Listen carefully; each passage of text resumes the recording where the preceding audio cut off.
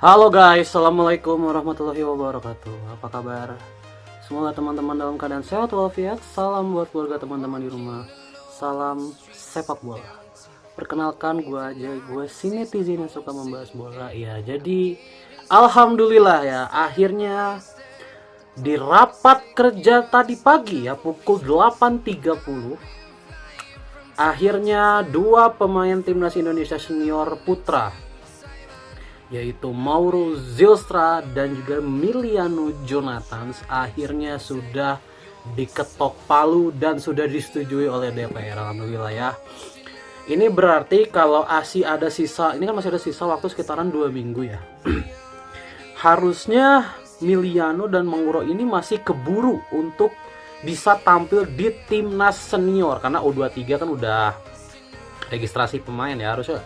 Tapi senior ini harusnya masih bisa di senior karena kan pertandingannya uji coba ya, uji coba pertandingannya. Jadi lawan Lebanon lah, minimal lawan Lebanon itu kedua pemain ini harusnya udah bisa dicoba. Karena kalau prosesnya seperti biasa ya, ini kan nanti DPR ke presiden, baru nanti ke hukum ya untuk mengurus KTP dan segala macamnya. Itu kalau normalnya sekitaran 2 minggu normalnya. Tapi kalau dikebut, ya ini kan Miliano tidak ada di Indonesia ya, katanya Mauro ada, tapi katanya Miliano itu nggak ada. Miliano masih ada di Belanda dan kemarin juga main ya di Liga Belanda. Ketika DPR sudah selesai ya, itu kalau cepat 1 minggu pun beres. Kalau cepet ya, kalau ngebut misalkan sumpahnya ternyata ya kan, mungkin kalau Zylstra ada di Indonesia, sumpahnya mungkin Zylstra di Indonesia, kalau Miliano mungkin di sana di Belanda.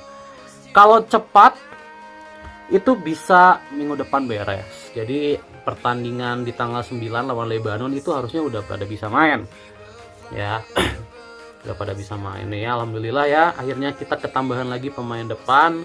Gue masih worry sama pemain tengah ya pada akhirnya, karena kemungkinan besar katanya Tom Haye bakal ke Asia ya, berarti akan ada penurunan kualitas liga dari Tom Haye.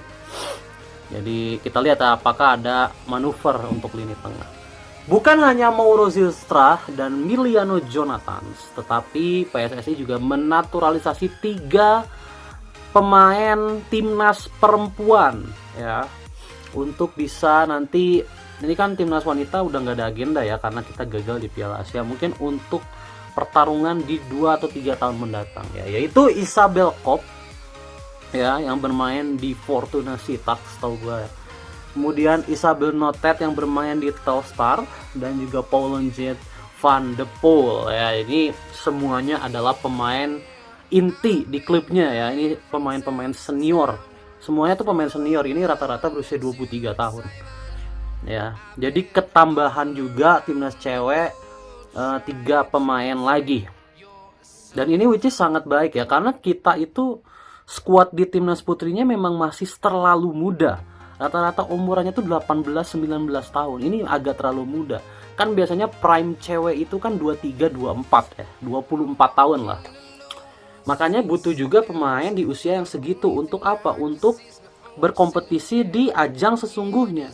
Kalau ini kan mereka-mereka yang 17 tahun kayak Claudia Shanman ya, itu kan masih 17 tahun guys, masih sangat muda pemain itu ya, masih 17 tahun. Jadi bahkan 16 apa udah 17 apa masih 16 ya Claudia Shanman itu.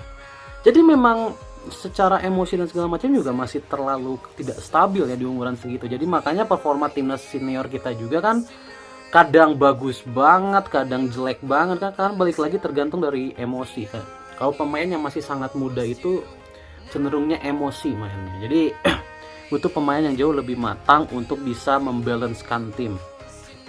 Dan pemilihan 3 pemain senior ini menurut gue which is sangat baik ya, sangat baik. Dan gue sekali lagi apresiasi sama PSSI yang berhasil sekali lagi untuk menambah kualitas timnas kita. Karena sekali lagi gue katakan, kalau ingin membangun sepak bola yang sesungguhnya itu harus dimulai dari timnas dulu. Dan emang gue lumayan setuju juga Pak Erick Thohir memprioritaskan timnas, tapi ya jangan lupakan liga juga, karena liga juga, level liga juga yang membuat timnasnya nanti levelnya itu bisa sustain ada di tingkat ini terus.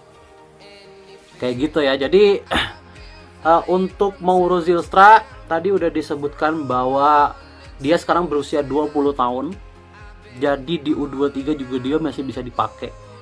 Ya, Mauro Zylstra umur 20 tahun, kemudian dia neneknya lahir di Bandung dan sudah bisa dibuktikan. Dan sementara Miliano Jonathans itu keluarga besarnya ada yang di Depok.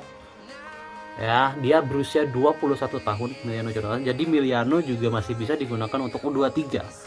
Jadi nanti kalau kita lolos ke Piala Asia, nanti di Piala Asia kita udah bisa pakai dua pemain ini. Karena kemungkinan besar naturalisasinya akan dilakukan di sekitaran FIFA Matchday. Itu udah pasti ya, karena itu waktu terkosong yang nanti ada. Itu kan kalau bicara FIFA Matchday sekarang minggu depan. Minggu depan itu adalah minggu terakhir dari Liga di Eropa. Ya, jadi hari Senin nanti, Senin minggu depan itu sudah bisa diproses naturalisasinya. Jadi Selasa atau Rabu itu udah bisa dinaturalisasi. Dan itu lumayan mepet ya, makanya ya kalau bisa digunakan lawan Lebanon syukur, kalau enggak ya sudah tidak apa-apa. Karena gue tuh kalau untuk Zylstra gue nggak terlalu penasaran ya, terus terang. Kalau untuk Zylstra, tapi untuk Miliano Jonathans gue sangat penasaran. Kenapa? Karena kita itu di timnas kita tuh nggak punya yang namanya pendobrak, nggak punya, kecuali mungkin ada Ragnar Oratmangun mungkin ya. Tapi Ragnar juga bukan tipikal seorang yang cepat, yang stylish, yang nge-skill, ngerti nggak sih? Ragnar itu bukan tipikal yang seperti itu. Ragnar itu tipikal pemain yang jauh lebih menggunakan visi mainnya, ya kan, dibanding menggunakan skill dan lain sebagainya. Kan Ragnar jarang-jarang banget nge-skill ya kan. Lawan Vietnam aja dia bisa show off ya. Karena ya Vietnam kan di bawah kita sekarang ya kan secara kualitas. Tapi kalau menghadapi tim yang setara kan dia ternyata tipikalnya bukan yang nge-skill kan. Dia tipikal yang posisinya bagus, dia tipikal yang simple mainnya gitu ya. Terus ya tipikal yang senang untuk berkombinasi. Nah, kita butuh pendobrak. Nah, pendobraknya itu adalah Miliano menurut gua, karena dia larinya bagus. Kemudian dia juga sangat stylish, dia juga tekuk-tekukannya bagus. Cuman Miliano ini di awal musim ini mainnya agak tidak baik ya. Di 2 pertandingan terakhir gue lihat dia di pertandingan kemarin waktu Utrecht menang 4-1. Itu gol dari Hercules ya, lawannya Utrecht. Itu lahir dari kesalahannya Miliano Jonathans. Ya, itu lahir dari kesalahannya Miliano Jonathans. Jadi Miliano ini 2 pertandingan terakhir emang lagi jelek, lagi under mainnya. Tapi mudah-mudahan itu hanya sebuah proses ya, karena dia masih sangat muda. Mudah-mudahan itu hanya sebuah proses, tidak membuat kepercayaan dirinya tuh jatuh. Gitu. Yes, we'll see ya. Kita lihat Miliano ini di timnas senior akan seperti apa. Welcome untuk Miliano, Mauro Zylstra, Isabel Kopp, Isabel Natet, dan Paulo van de Poel. Welcome to keluarga Indonesia.